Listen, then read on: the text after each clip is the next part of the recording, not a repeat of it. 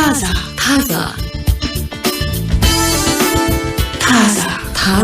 ልዩ መዝናኛ ፕሮግራማችን ታዛ ጀመረ። እስከናንተ ጋር አለን። ትግስት በጋሻውና ጸገነት ላቀ ከኛ ጋር ሁኑ ብለን በአክብሮት እንጋብዛለን። እሺ አንዳንድ ሙዚቃዎችን ሀሳቦቻቸውን አንስተን እናወራለን አይደል? ያንዳንድ ሙዚቃ እንግዲህ ግጥም ርዕስ ሚነካካው ህይወት አለ። መነሻ ታሪክም ይኖረዋል። አንዳንድ የውይይት አጀንዳዎችም ምክንያት ሊሆን ይችላል። የሚል ሳይረስን I can buy myself flowers የሚለው ሙዚቃ ምን ትርጉም ይሰጥሻል? በጣም ያላቀም ወዳታለሁ እሷን በደንብ ከልጅነቷ ጀምሮ የነበረውን ነገር በአጋጣሚ ተከታትየዋለሁ። ከአባቷ ጋር የነበራት ፍቅር ዴታ ሰልጥኖ እዚህ ደረጃ እንዳደረሳት አሁን ጥሩ ላይ ነው ያለችው። ድምጿ በየጊዜው በጣም በቃ እየተገራ ቆንጆ የሆነ አሪፍ ዘፋኝ ሆናለች። እና በጣም ያየሁት አንድ ቪዲዮ የሚገርመኝ ኤጂቲ ላይ እሷ ቁጭ ብላ ይመርጡ የለ ቆንጆ ድምጻውያን ሲመጡ የኔ ሆኑ ማንን ትመርጫለሽ ስትላት ማይሊ ሳይረስ ናለች ያቺ ተወዳዳሪ። እንዴት ኮች እንዳረገቻት መጨረሻ ላይ ያው እሷ አሸናፊ ሆነች ልጅቷ ከዛ ሁሉ ተወዳዳሪ።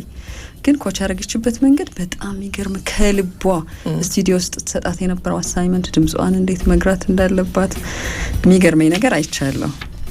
እሺ ስለዚህ I can buy myself flowers የሚለውን አላጣጣምኩትም። ያው ሁሌ እኮ አበባ የሚገዛልሽ ሰው ስላለ ለራስሽ ገዝተሽ አታውቂ። እሺ ሊሆን ይችላል። እንደዛ አይነት ህይወት ሊኖረን ይችላል። አንዳንድ ጊዜ ያው ከታሪኩ ጋር ቀጥታ ግንኙነት ያላቸው ሰዎች በደንብ ትርጉም ሰጥተው በደንብ ውስጣቸው አስገብተው ሙዚቃውን ሊወዱት ይችላሉ። አንዳንድ ሰዎች ደግሞ ሀሳቡን ብቻ የነሱን ህይወት ቢመለከትም ባይመለከትም ሀሳቡን ብቻ ሊወዱት ይችላሉ። ሙዚቃው በራሱ ደግሞ ይሄ ግጥሙንም ላናይ እንችላለን አይደለ? ሙዚቃም በራሱ ይሄ ዜማ ግጥም የሚለውን ሳናይ ቢት ብቻ በሙዚቃው ብቻ የምንወዳቸው ዘፈኖች አሉ። ስለ መልእክቱ ብለን ሳይሆን ማለት ነው። በሌላ ቋንቋ የተቀነቀኑ ዘፈኖች ለዚህ እኮ ማስረጃዎች ናቸው። ምን እንዳሉ ሳይገባን ግን ደስ የሚል ስሜት ይሰማናል ስንሰማቸው ሙዚቃዎቹ። ለማንኛውም ያው ሰዎች ብዙ ነገር ከሰዎች እንዳይጠብቁ ለራሳቸው ማድረግ ይችላሉ። ቅድሚያ ለራሳቸው መስጠት ይችላሉ። ራሳቸውን መውደድ ይችላሉ። ራሳቸውን መንከባከብ ይችላሉ። ራስን መቻል በቃ ጥሩ እና ትልቅ ነገር ነው የሚለውን የሚያሳይ ነው በሚል የሚተረጉሙት አሉ። ሙዚቃው በራሱ የራሱ መልእክት አለው። ግን ደግሞ በጣም እኔ ኢንዲፔንደንት ነኝ፣ ራሴን የቻልኩ ሰው ነኝ፣ ለራሴ አላንስም፣ ራሴን በማንኛውም ሁኔታ ውስጥ መሸለም፣ ለራሴ መሆን፣ ራሴን መጠበቅ፣ መንከባከብ እችላለሁ ለሚሉ ሰዎችም መልእክቱ መሆን ይችላል። በዛ መንገድ የሚተረጉሙ ሰዎች አሉ። ስለዚህ እዚህ ሙዚቃ ላይ ከመልእክቱም እንዲሁም ደግሞ ምን ለማለት ተፈልጎ ነው የሚለውንም ሰዎች ይሄንንም ሀሳብ ሲወዱት ለራሳቸው ምን እየተናገሩ ነው የሚለውን እንመለከታለን። ጥሩ እንችላለን። ሌላው የስታዲየሙ ጩኸት አንድ የሆነ ድምጽ ይሰማኛል። አይ ኮቺ ነው። እሺ ገባ እንደ ጎል አርሰናል እንዳገባ እንደ ባንሰማ ነው የሚገርመኝ። ይሄንን ላይቭ ፊት ለፊታችን አለ ድምጹ ስለሌለ ነው እንጂ ግን የሰማነው ድምጽ የከተማው ነው። ፒኤስጂ እና አርሰናል እየተጫወቱ አይደል? 5ኛው ደቂቃ ላይ ገብቷል። ገና ካሁኑ በሞራል ውስጥ እኮ ነው ያለው አርሰናል። የሚገርም በቃ እሱን ጉዳይ ታዩና ወደ አርሰናል ወደ ሞቀበት ሆኖላቸዋል። እሺ በምሽቱ ስለ ክሊክ ፋርም እናወራለን። ይሄ ሀሳብ ቪዲዮን ቢያዩት የበለጠ በጣም ይገባቸዋል። ብዙ ዘጋቢ ፊልሞችም ተሰርተውበታል። አሁን ዘመኑ የቴክኖሎጂ ነው። መወደዶችን መወዳጀቶችን ይሄ ሰብስክሪፕሽንን በጣም የምንወድበት ቀን ከሊት የምንለፋበት የሰራነው ነገር አብዝቶ እንዲታይልን ቢቻል ራሳችን እጅ ወጥቶ ዓለም አቀፍ ማንነት ማግኘት እንድንችል የሚያደርግ ምኞት አለን ሁላችንም። እንኳን አይደለም በፈጠራ ስራ ውስጥ ያሉ ሰዎች ይቅሩና ማንንም ያልሆኑ ሰዎች እስከዛሬ ምን እየሰሩ እንደሆነ ማይታወቁ ሰዎች ሲነጋ ታዋቂ ቢሆኑ የሚፈልጉበት ዘመን ላይ ነን። እድሜ ለአልጎሪዝም ለሁሉም ነገር ተጠያቂ ያደረግነው ነው አልጎሪዝምን።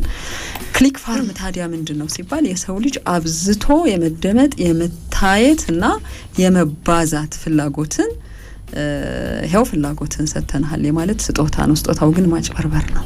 እውነተኛ አይደለም እና የክሊክ እርሻ ክሊክ ያው የተማረውም ያልተማረውም ሰው ይረዳዋል ብዬ አስባለሁ። ስማርት ስልኮች በእጃችን ይዘናል ሁላችንም። የሆነ ነገር ላይ እስቲ ክሊክ አድርግ፣ መውደድህን እስቲ ንካ፣ ወድጄዋለሁ በል የሚለውን የኮምፒውተር ቋንቋ የምንጠቀምበት ነገር ነው። መጫን ልንለው እንችላለን። በጣም ብዙ መቶ ስማርት ስልኮችን በአንድ ጠባብ ቤቶች ውስጥ ለጥፎ አስተማርቶ ወደ አንድ ሰርቨር በኬብል ኮኔክት አስደርጎ አንድ የሆነ ቪዲዮ ተለቀቀ ቢባል በአንድ ሰዓት ውስጥ በአንድ ቀን ውስጥ ወይም በአንድ ሳምንት ውስጥ ሚሊዮኖች ተመለከቱት የሚያስብል ውጤት የሚያመጣ ነው። ሚሊዮኖች ግን አልተመለከቱት እና አስደንጋጭ ውጤቶችም ተገኝተዋል። ጥናት ተደርገው ከባድ የሆነ መዘዝም አለው። ያ መዘዝ በተለይ ኩባንያዎች ቢያስቡበት የሚያስብልም ነገር አለው። ለምሳሌ የማስታወቂያ በጀቶቻቸው እንዲወሰዱ ምክንያት እየሆነ ነው። አብላጫው የማስታወቂያ በጀታቸው ትክክለኛ ስላልሆነ ማለት ነው። ትክክለኛ አይደለም። ለምሳሌ ዩቲዩብን ለብቻ ነጥለን ብናወጣ ዩቲዩብ እየተመለከትሽ 1 ደቂቃ እስኪሆን ድረስ ያለውን ጊዜ ይታገስና 1 ደቂቃ ከቆየሽ እንደ አንድ ቪው ይቆጠራል። ስለዚህ ከተለያዩ ቦታዎች ላይ ዓለም ተመልክቶታል ብሎ ሪፈር የሚያደርግልን ቁጥር ተመልክቶታል ብሎ የሚያሰላው ነው። እስከ ስንት ሰዓት ታየ የሚለውን ውስጡን ደግሞ ያው አልጎሪዝሙን ስትፈትሺ ሪፖርቱን ማግኘት ይችላል እያንዳንዱ አካውንት ያለው የዩቲዩብ ባለቤት። ግን ለውጪ ተመልካች የሚታየው 100,000 ሰው ተመለከተው በአንድ ሰዓት ስንልና 1 ሚሊዮን ሰው በአንድ ወር ውስጥ ተመለከተ ስንል የሚሰጠን ነገር አለ። ቫይራል ሆኗል ነገሩ። ነከሌ የሰሩት ነገር ታዋቂ የሆነ ነው። ከዛ ጀርባ ያሉት ሰዎችም ፊት ለፊት እየመጡ ነው። በቃ በጣም ብዙ ጥሩ ነገሮች ወደ እነኛ ሰዎች እየሄዱ ነው ብለን አይደለም የምናስበው። ስለዚህ ለነማን በጀት እንልቀቅ ሲሉ ትላልቆቹ የማስታወቂያ ካምፓኒዎች ሳይቀሩ ለነከሌ ብለው የሚያጩበት አንድ መንገድ ነው እና ይሄ መንገድ አቢውስ ተደርጓል በሚልም የተሰሩ ጥናቶችን አይተናል። አንዳንድ ካምፓኒዎችም እነኚህኑ ማህበረሰብ ትስስር ገጾች ከሰው ገንዘባቸውን አስመልሰዋል። አስመርምረውት ትክክለኛ እንዳልሆነ ለምሳሌ ሚሊዮኖች ተመለከቱት የተባለው ነገር አልተመለከቱት። ግን ማን ነው ተጠያቂነቱን የሚወስደው? ኃላፊነቱን የሚወስደው? ተጠያቂነትን አይወስድም። አስገራሚውም አስደንጋጩም ነገር ይሄ ነው። እስካሁን ድረስ ጥናትና ምርምር ውስጥ ነው። የሴኩሪቲ ሪሰርቸርስ የሚባሉ አሉ። ውጤቱንም የሚያወጡት እነሱ ናቸው። ለምንድን ነው ማንም የማይደርስበት? በቪፒኤን ነው ስራው የሚሰራው። ይሄ የቨርቹዋል ፐርሰናል ኔትወርክስ የሚባሉ አሉ። በተለያዩ የሴኩሪቲ ተቋማት ቁጥጥር ስር ያልሆኑ ኔትወርኮች፣ በዛ ስራው ይሰራል። በጣም በትንሽ የሰው ኃይል በትንሽ ገንዘብ ነው የሚሰራው። አንድ የሆነች ደሳሳ ጎጆ ውስጥ ሊሰራ ይችላል። ይሄንን የሚያደርጉት በጥርጣሬ ነው የሚሄዱባቸው። አንዳንዶቹ ጥርጣሬዎች ምንድናቸው? ትራፊክ ይጨናነቃል። ለምሳሌ እዚህ ያለንበት ስቱዲዮ ውስጥ ሆነ 10,000 ስማርት ስልኮችን ይችላል አይደል? ግድግዳው፣ ጣሪያው፣ ጠረጴዛው፣ መሬቱ እናርግብና እኩል ኬብል ታደርጊበትና ወደ ሰርቨር ትልኪዋለሽ። አንድ የሆነ ቪዲዮ ከፍቻለሁ፣ ሁሉንም ትጠቀጥቂያለሽ፣ ክሊክ ታደርጊያለሽ፣ ላይክ ታደርጊያለሽ፣ ትከፍቺዋለሽ፣ ትታይዋለሽ። ስትፈልጊ ሰዓቱንም ታስቆጥሪዋለሽ። የ1 ሰዓት ቪዲዮ ከሆነ የ1 ሰዓት ቪዲዮም ታይቷል። ሚሊዮኖች መወደዶች ከሆኑ ሚሊዮኖች መወደዶች፣ ማጋራቶች ከሆኑ ማጋራቶች እያለ ሪፖርት ያደርጋል። ከዛ ይሄንን የሚቆጣጠረው ሰርቨር ከአንድ የሆነ ሎኬሽን ጋር ነው ትራፊኩ እየመጣ ያለው። እንዴት ከዚች ስቱዲዮ ብቻ የሆኑ ሚሊዮን መወደዶች ይወጣሉ በሚለው ጥርጣሬ ተፈትሸው ታይላንድ አካባቢ የተገኙ ነገሮች አሉ። ግን ቴክኖሎጂው ሊደርስበት አልቻለም ነው። በጥርጣሬ በጥቆማ ሰብረው ሲገቡ ያገኟቸው ነገሮች አሉ። እሱን ካገኙ በኋላም ነው እንግዲህ ካምፓኒዎች ገንዘባቸውን ይመለስ ብለው ትላልቆቹን የማህበረሰብ ትስስር ገጾች ክስ መስርተው ያስመለሱት ገንዘቡ። አስገራሚ ነው እና አንዳንድ ጊዜ ሰዎች አይተውት በቃ ጉዳዩ ተጥለቀለቀ ያልንበት ነገር አላዩት ይሆናል፣ ግንዛቤ ያልወሰዱበት ሊሆን ይችላል። እዚህ ውስጥ በጣም ትላልቅ ማስታወቂያ አስነጋሪ ብራንዶች ሳይቀሩ ዝርዝር ውስጥ ገብተዋል። ያው ለጊዜው ነከሌ ብለን መናገር ስለሌለብን ነው። ግን ሞኖፖሊ ብራንድስ በሚል ሪፖርቱ አውጥቷቸዋል። ስለዚህ የምንወስዳቸው መረጃዎችና ነከሌ ታይተዋል፣ ነከሌ ተጽዕኖ ፈጣሪ ናቸው፣ ይሄ ጉዳይ ተግለብልቧል የምንለው ነገር ጥያቄ ምልክት ውስጥ ይገባል ማለት ነው። እሺ፣ ስለዚህ በእነዚህ ወሬዎች እንቆያለን። ከኛ ጋር ሁኑ። ግን አንዳንዴ ስታስቢ ደግሞ ሰብስክራይብ አድርጉልኝ ብሎ የሚለምነው ሰው፣ ላይክ ሼር አድርጉልኝ ብሎ የሚለምነው ሰው ስታይ መፍትሄ መሆን ይችላል። ከፍዬ ይጄላ አስጠቅጥቅ እናንተን እናስለምን ሰብስክራይብ ሳያደርግ የሚያይ ሰው አለ። ምንድን ነው ችግሩ? ሰብስክራይብ ለማድረግ ይሄም እኮ ችግር አለብን ገና በተለይ ኢትዮጵያ ውስጥ። ወደሹ ከሆነ ያየሹ ለምን ሰብስክራይብ አታደርጊላቸው? ከእንደገና ደግሞ እንደዚህ መርጠሽ ገብተሽ አይተሽ የትኛው ነው ከኔ ጋር አብሮ የሚሄደው ብሎ ጥሩ ነገሮችንም የምትፈልጊውንም ነገር ለመከተል ሳይሆን ይሄ እንደተባለው ቫይራል የሆኑ ነገሮችን የመከተልና ከዛ ይሄ ነው እየታየ ያለው የሚባለውን ነገር ለማየት ነው እንጂ በጣም ብዙ ነው እኮ የሚሰራው ኮንቴንት ያልተሰራ ነገር የለም በጣም ከሆነ ጊዜ በኋላ ነው አንድ ጉዳይ ቫይራል ሲወጣ ነው ወደዛ ቻናል የሚኬደው ይሄ ችግር እንግዲህ ብዙ ሰዎችን እይታን የመናፈቅ በጣም ሰብስክራይበርን በመፈለግ ውስጥ እንዲህ አይነት ነገር ውስጥ እንዲገቡ ሊያደርጋቸው ይችላል መረጃንም ያዘባል 20 ሚሊዮን ሰው የተከታተለው አረረረረ ብለን እኛ እኮ ይሄኔ ጥቂት ሰዎች ነን ተከትለን ክሊክ አድርገን የሆነ ተያየ ነው 20 ሚሊዮኖቹ አላዩ የሆነ ሰውዬ ነው ክሊክ ያደረገው የሚለውን ብዙ ሪፖርቶች አሳይተዋል ይሄንን እንግዲህ ስለማናውቀው እኛ ጋር ምንም ግንዛቤ ስለሌለ ዝም ብለን ነው እንግዲህ ያገኘነው ነገር ላይ ነው ያለነው ወይም ምን ተባለ ምን ተወራም ምንድነው በጣም ቫይራል የወጣው ሚሊዮን እየተከተልን ነው የምንሄደው ወይም ፊት ለፊት ያመጣልን ነገር ቴክኖሎጂ ሲመጣ ደግሞ አብሮት ዘብረቅረቅ እንዲያረገን ምክንያት የሚሆኑ ማጭበርበሮች በጣም አሉ እሱንም አብረን ብንመለከት እንድናለን ከብዙ ነገር አንፃር ዝም ብሎ የመጣው ነገር ትክክል ነው ብሎ ብቻ የማሰብ ትርጉም የመስጠት ነገር አለ ሌላው ዓለም በጣም አውቀው ራሳቸውን ፕሮቴክት ያደርጋሉ ያየሁት ነገር እሺ ታዛን ነው እየሰማችሁ ያላችሁት ያው በእነዚህ ወሬዎች ከናንተ ጋር እንቆያለን ከኛ ጋር ሆኑ አንዳንድ ሙዚቃዎች የሚያነሱት ሐሳብ ያው የብዙ ሰዎችን ህይወት ይነካካል አንዳንድ ውይይቶች ርዕስም መሆን ይችላል የሜሊ ሳይረስ አንድ ሙዚቃ ያው ቅርብ ጊዜ ላይ በጣም ተወዳጅና ብዙ ሰዎችም ደግሞ የተለያዩ ቪዲዮዎችን እየሰሩበት በተለይ ደግሞ ይሄ ራስን ከመውደድ ራስን ከመከባከብ ለራስ ቦታ ከመስጠት ጋር እንደዚህ አይነት ላይፍ ስታይሎችን ለማሳየት የሞከሩባቸውን ቪዲዮዎች በዚህ ሙዚቃ አማካኝነት ተመልክቻለሁ I can buy myself flowers የሚለው በጣም ተወዳጅ ሙዚቃ ነው ያው ሜሊ ሳይረስ ከሃና ሞንታና ተነስታ አሁን ላይ ደግሞ በቃ የዋቂነት ጊዜ ላይ ነው ያለውት በሙዚቃ ነው ራሴን በደንብ መግለጽ ያለብኝ በሚለው ከዛ ካራክተር ወጣለች ግን የቲኔጀሮች 10ዎቹ እድሜ ክልል ውስጥ ላሉ ልጆች በጣም ተወዳጅና ምልክት ነበረች በወቅቱ በዘመኗ ማለት ነውና የሃና ሞንታና ካራክተርም አይረሳም እሷ እንግዲህ ያሳለፈችበት አንዱ የዝና ታሪክ አካልም ስለሆነ ማለት ነው ከዛ በኋላ እንግዲህ በሙዚቃ ውስጥ የለቀቀቻቸው የተለያዩ ሲንግሎች አሉ በጣም የተወደዱላት ይሄኛውም አንዱ ነው የሙዚቃው መልእክት አንድ ከፍቅረኛዋ ጋር የተለያየች አፍቃሪ ከፍቅረኛዋ ጋር በነበረችበት ጊዜ ፍቅረኛዋ ያደረገላትን ነገሮች ሁሉ ታስብና ፍቅረኛዋ ደግሞ ቸልተኛ የሆነባቸውን ነገሮች በማሰል ሁሉም ነገር ራሴ ማድረግ እችላለሁ እምትል አይነት ናት ይሄም ደግሞ ለራስ ማሰብ ራስን መንከባከብ ሰልፍ ኬርን የሚመለከት ጉዳይ ነው ብለውታል ራስን መንከባከብ ይሄ ለራስ መሆን አሁን ላይ በጣም እየተሰበከ ያለው ጉዳይ ነው አይደለ ሰልፍ ኬር የሚባለው ነገር ሰዎች መጀመሪያ ለራሳቸው መሆን አለባቸው ለሌሎችም መርዳት አቅም የሚኖራቸው ራሳቸውን ከጠበቁና ተንከባከቡ ነው ለራሳቸው መሆን ከቻሉ ነው እና በጣም ይሄ የበዛ ራስን እስከማጣት የሚከፈል መስዋዕትነት ትክክል አይደለም ወደሚል እየተመጣ ነው ራሳችንን መመልከት አለብን እስክንወድቅ ድረስ ራሳችንን እስክናጣ ድረስ ምንም ነገር ማድረግ የለብንም እንዴት ነው ለራሳችን በጣም በስራ ውጥረት ውስጥም ብንሆን በግንኙነት ጫና ውስጥም ብንሆን የተለያዩ ጫናዎች ይኖሩብናል ግን ራሳችንን መመልከት የምንችለው መለስ ማለት የምንችለው በሚለው ላይ ብዙ ስብከቶች መጥተዋል ብዙ ሰዎችን እየተናገሩ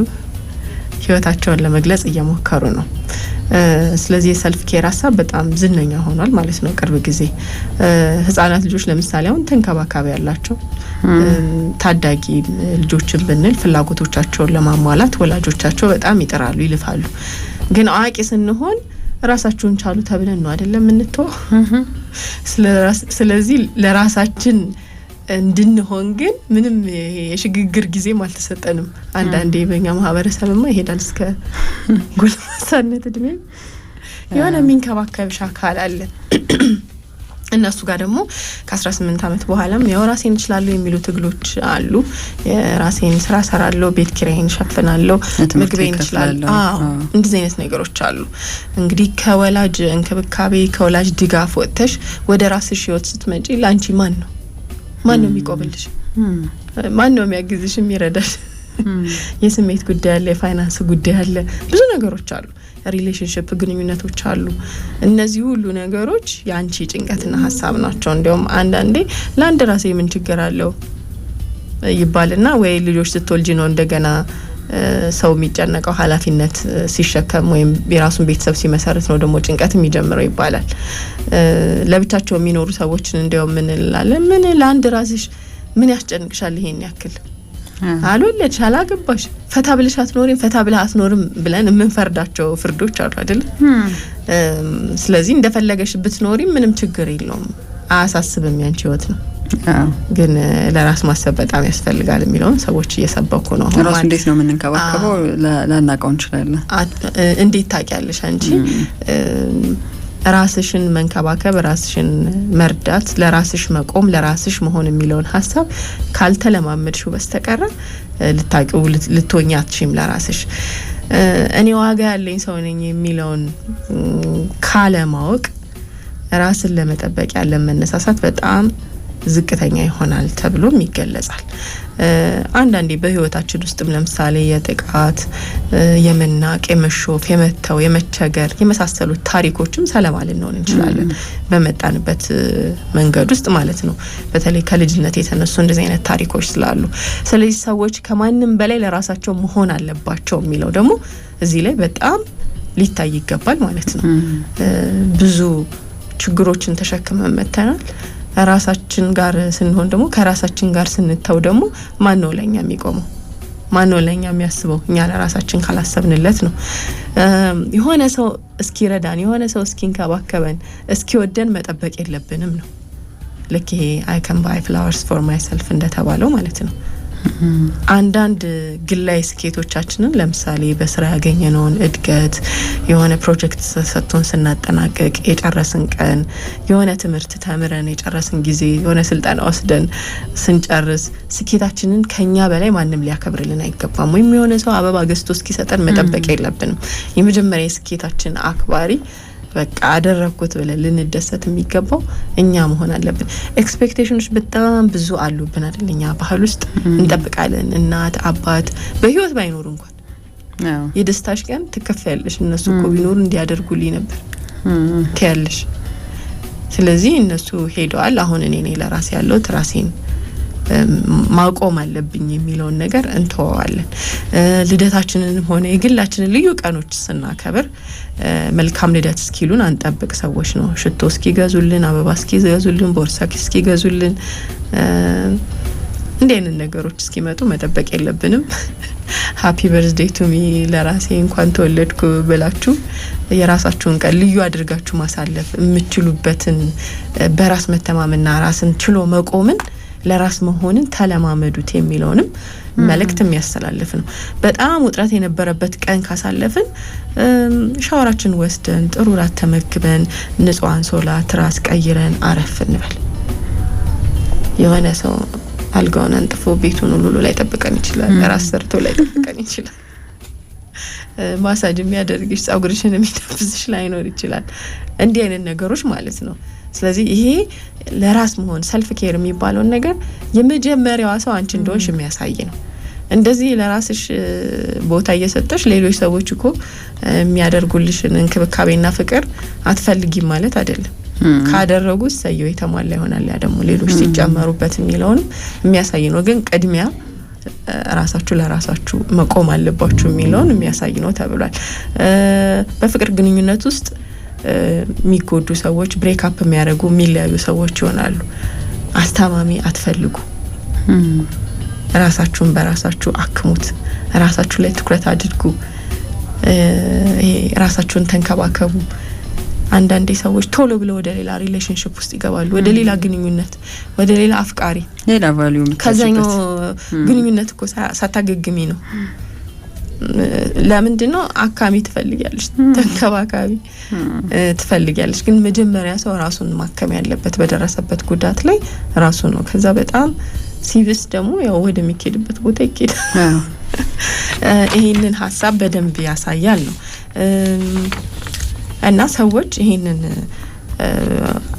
I can buy myself flowers የሚለውን ሀሳብ ቤታቸውን ለምሳሌ በጣም ቆንጆ በማድረግ የሚያሳልፉትን ጊዜ ቤቴ የረፍቴ ቦታ ነው ብለው ሲያስቡ የሚያደርጉትን የሚሰጡትን ጊዜ በዛም ይተረጉሙታል።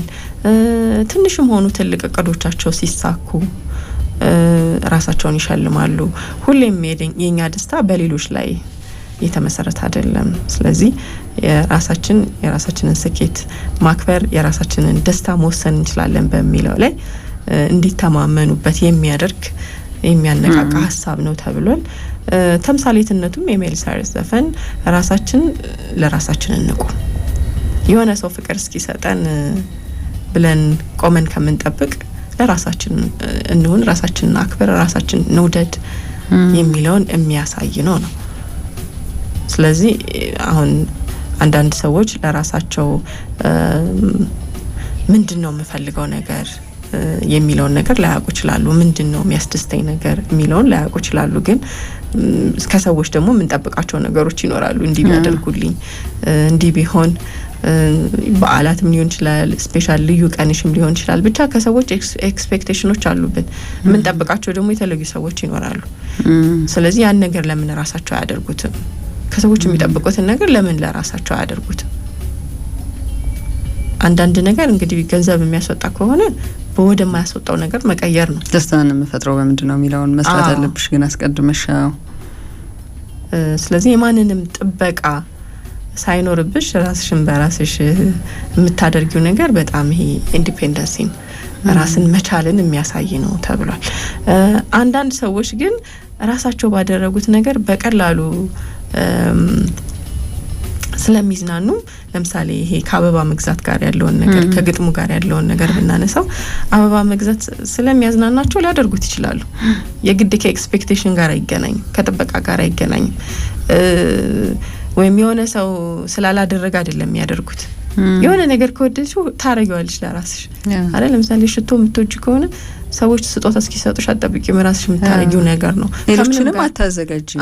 አታገናኙም ከምንም ጋር። አሁን አንዳንዴ የምንፈልጋቸው ነገሮች ሲኖሩ ሌሎች ሰዎች ልደታችንን አስመልክተው ልዩ ቀናችንን ግብዣችንን አስመልክተው እንዲያደርጉ ማሳሰብ ውስጥ እንገባለን ሳናስበው። እኔ በጣም ወደው እንደው ሌላው ነገር ቀርቶብኝ ሽቶ ብቻ እንዳይቀርብኝ አበባ ነፍሴ ነው እንደ ሁሉ ነገር ይቀር አበባ ብቻ ደስ ይለኛል እያልሽ እኮ ሰዎቹም ይጨነቃሉ። ዙሪያ ያሉት ሰዎች በሆነ መንገድ ዘግየት ቢሉ ባይኖሩ ባይሰጡ ደግሞ ሊፈጠር የሚችለው ነገር። አንዳንድ ሰው ደግሞ ለራሱ ባደረገው ነገር የሚደሰት ሰው አለ። በቃ ራሴ ያደረኩት ማንንም ሳልጠብቅ አይደለ? ይሄ በቃ እኔ ማድረግ ይችላል ለራሴ የማንንም እገዛ አልፈልግም፣ የራስን ችሎ መቆምን።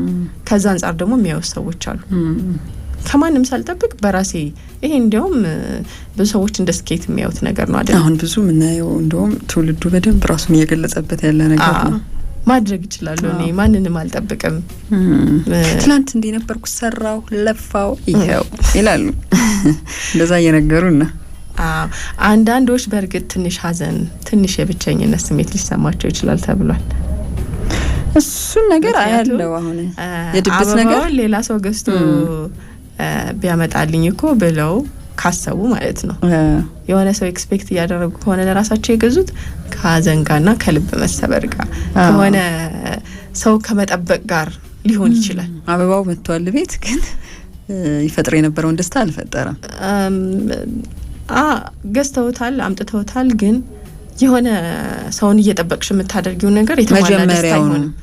የተሟላ ደስታ አይሰጥም። ይሄ አለ። አንዳንዶች ሁለቱንም ሊሰማቸው ይችላል ተብሏል። ለራሳቸው በመሆናቸው ኩራት ይሰማቸዋል። ደግሞ ይሄንን የሚያሟላ ግንኙነት ውስጥ ስላልሆኑ ሊያዝኑ ይችላሉ። ሁለት ስሜት ሊሆን ይችላል ነው። እና እንግዲህ ለራሳችን አበባ ገዝተን ስንመጣ በራሳችን ያለንን መተማመን እናያለን ወይስ ደግሞ የተቀላቀለ ስሜት ውስጥ ነው የምንሆነው የሚለውንም አንዳንዴ መጠየቅ ያስፈልጋል። ሙዚቃው የሚሰጥሽን ስሜት እና መነቃቃት ብቻ ሳይሆን ምንድነው የተሰማኝ ትክክለኛው ስሜት ምንድነው የሚለውንም ብትጠይቂበት ራስሽን ችግር የለውም። እንደየኑሯችን ልክ ነው እኮ። አንዳንዴ በጣም ሰዎች ኢንዲፔንደንት መሆናቸውን ራሳቸውን ችለው መቆማቸውን ከምን አንፃር ነው የሚናገሩት? በኩራት ከምን አንፃር ነው?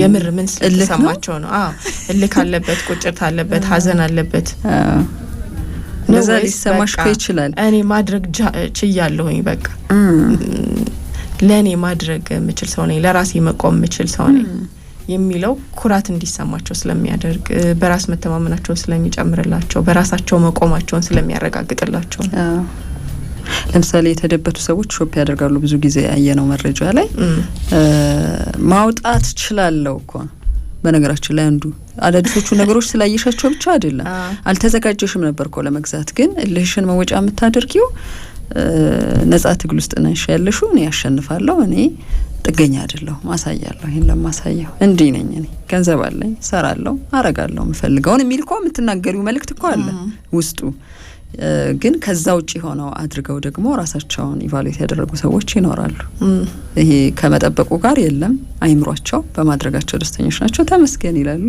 ደስተኞች ይሆናሉ ቀኑን በጥሩ ሁኔታ ያሳልፋሉ እሺ አንዳንድ ስሜቶች መፈተሽ አለባቸው እርግጥ ታዛ ነው እየሰማች ያላችሁ ታዛ